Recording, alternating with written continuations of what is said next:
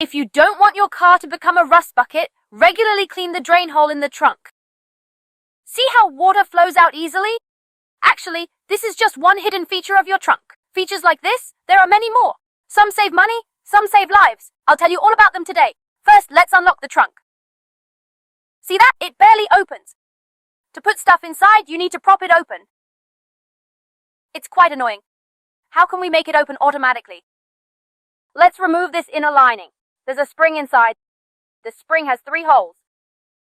When the car is new, the spring is on the first hole. Let's move it to the second hole. Now the spring is adjusted. Let's close the trunk and see what happens. Ready? 3, 2, 1, go. See that? The trunk pops open easily now. This could save your life. Look here, I'm trapped in the car, can't get out. Don't panic in this situation. Press this button here to fold down the back seats. Then we can crawl into the trunk. On the trunk's door panel, find this small mechanism. Follow the arrow's direction and gently flick it.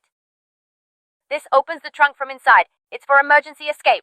Lastly, if the trunk gap is too big, we can adjust it ourselves. Let's open the trunk.